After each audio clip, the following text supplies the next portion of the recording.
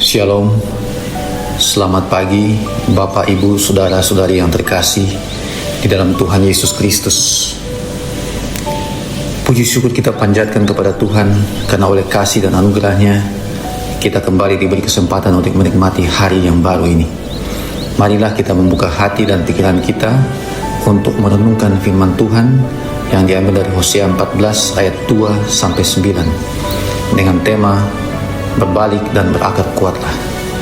Kiranya melalui firman Tuhan pada hari ini kita semakin diteguhkan untuk hidup dalam pertobatan, berakar kuat di dalam kasih Tuhan, dan menghasilkan buah kehidupan yang memuliakan nama Tuhan. Sebelum kita mendengarkan firman Tuhan, mari kita bersatu dalam doa. Bapa kami yang penuh kasih di dalam surga, segala puji dan syukur kami naikkan kepadamu atas kasih setiamu yang selalu baru setiap hari.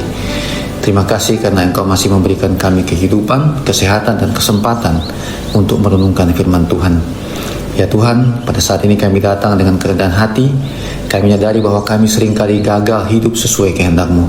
Ampunilah segala dosa dan pelanggaran kami. Bersihkan hati dan pikiran kami agar kami layak menerima firman-Mu.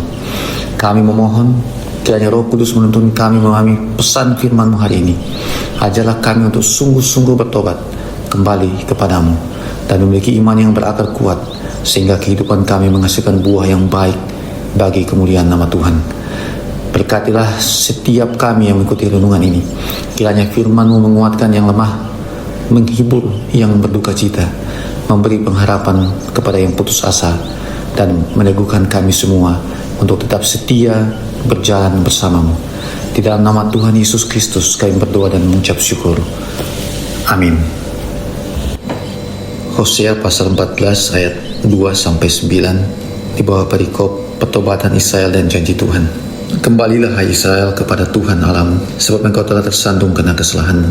Bawalah sertamu kata-kata ini dan kembalilah kepada Tuhan. Katakanlah kepadanya, ampunilah segala kesalahan dan terimalah yang baik. Sebagai ganti lembu, kami akan mempersembahkan pengakuan kami. Asyur tidak dapat menyelamatkan kami. Kami tidak akan menunggang kuda, dan kami tidak akan lagi mengatakan Allah kami kepada buatan tangan kami, sebab padamu anak yatim memperoleh kasih sayang. Aku akan memulihkan mereka dari kemurtadan. Aku akan mengasihi mereka karena aku menghendakinya, sebab murkaku telah surut dari mereka. Aku akan menjadi seperti embun bagi Israel, maka ia akan mereka seperti bunga bakung dan menancapkan akar-akarnya seperti pepohonan Libanon. Ranting-rantingnya akan merambak, semaraknya akan seperti pohon zaitun, dan harumnya seperti pepohonan Libanon. Mereka akan tinggal lagi dalam naunganku dan tumbuh seperti gandum. Mereka akan berkembang seperti pokok anggur yang termasyur seperti anggur Libanon. Efraim, apalagi sangkut pautku dengan berhala-berhala? Akulah yang menjawab dan memperhatikan engkau. Aku ini seperti pohon sanaubah yang menghijau. Dariku engkau mendapat buah. Berbalik dan berakar kuatlah. Tanaman yang baik pasti menghasilkan buah yang baik. Itulah sebabnya gambaran kehidupan manusia seringkali diandaikan seperti tanaman atau pohon yang bertumbuh dan menghasilkan buah. Kalau buahnya baik, maka kelihatanlah kualitas tumbuhan itu. Begitu pula dengan manusia. Akan tetapi, bukan hanya buahnya saja yang kita perhatikan, tetapi berbagai aspek dari tanaman itu juga perlu kita perhatikan. Lalu, bagaimana kehidupan yang diandaikan seperti pohon itu? Dalam bacaan kita hari ini, orang Israel diberi peringatan oleh Tuhan melalui Nabi Hosea, karena mereka telah menyimpang dari jalan yang diinginkan Tuhan. Mereka menyembah berhala, bahkan mengandalkan kekuatan asing, yakni Asyur di ayat 2-4.